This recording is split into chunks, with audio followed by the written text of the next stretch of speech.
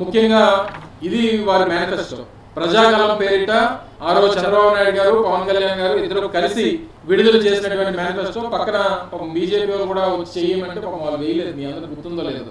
కానీ ఇప్పుడు వారు బాధ్యత తీసుకోవాలి. వారి ప్రభుత్వంలో వీరున్నారు, వీరి ప్రభుత్వంలో వారున్నారు. ఇది పూర్తిగా ఉమ్మడి వారి కూటమి నాయకులు ఎవరైతే ఉన్నారో, పార్టీలు ఏవైతే ఉన్నారో వారందరూ కూడా బాధ్యత తీసుకొని ఈ మేనిఫెస్టోని ప్రజల్లో తీసుకెళ్లేటువంటి కార్యక్రమం చేయబోతా ఉన్నాం. ఈ మేనిఫెస్టోతో పాటు వారు ఇచ్చినటువంటి భవిష్యత్తు గ్యారంటీ, ఇది బాబు గ్యారంటీ అని చెప్పి ఒక స్లోగన్ ఏదైతే వారు తీసుకున్నారో అందులో చంద్రబాబు నాయుడు గారి సంతకంతో ఉన్నటువంటిది ఒక 4 లైన్లు ఉన్నాయి. మీ అందరికీ, మీ ద్వారా ప్రజలకి మరొకసారి గుర్తు చేస్తూ వినిపించాలనేటువంటి ఉద్దేశం.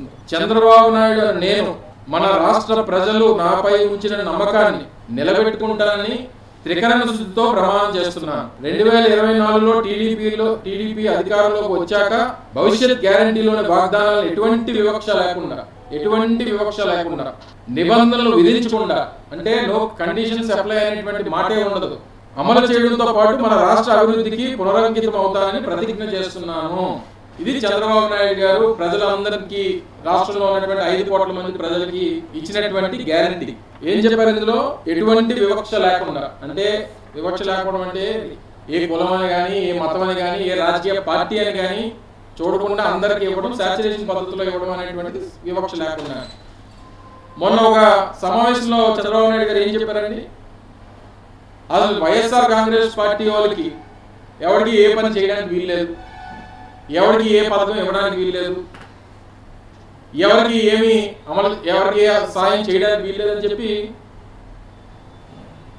రాజ్యాంగబద్ధంగా ప్రమాణ స్వీకారం చేసి, దైవసాక్షిగా ప్రమాణ స్వీకారం చేసినటువంటి ముఖ్యమంత్రి గారి నోటి వచ్చినటువంటి మాటలు. మరి వివక్ష లేకుండా అనేటువంటి మాటకి అర్థమైంది కండిషన్స్ అప్లై. సహజంగా ఎవరైనా ఏదైనా డిస్కౌంట్లు ఇచ్చినప్పుడు, లేకపోతే ఏదైనా ఆఫర్లు పెట్టినప్పుడు సహజంగా ఏదైనా కండిషన్స్ అప్లై చూస్తాం.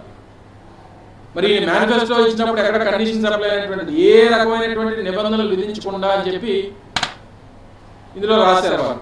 ఇప్పుడు ఏవైతే రొటీన్గా గతంలో మా ప్రభుత్వం ఉన్నప్పుడు జగన్మోహన్ రెడ్డి గారు ఏ సమావేశం ఉన్నా, అధికారులతో అయినటువంటి సమావేశం కానీ, లేదా నాయకులతో అయినటువంటి సమావేశం కానీ, ముఖ్యమంత్రిగా ఏ సమావేశం నిర్వహించినా చెప్పేటువంటి ఒకే ఒక మాట, నాకు ఓటు అయినటువంటి వారికి కూడా, వైఎస్ఆర్ కాంగ్రెస్ పార్టీకి ఓటు అయినటువంటి వారికి కూడా వారికి అర్హత ఉంటే వారికి అన్ని పథకాలు అందాలనేటువంటి మాట ఆ రోజు ముఖ్యమంత్రిగా జగన్మోహన్ రెడ్డి గారు చెప్పినటువంటి సందర్భాలు అనేకం ఉన్నాయి. ఏ రోజు ఆ లైన్ దాటలేదు, ఏ రోజు ఎవరికి వివక్ష చూపించలేదు, మా పార్టీకి ఓటేయలేదని చెప్పి ఏ రోజు ఎవరికి అడ్డంకులు సృష్టించలేదు.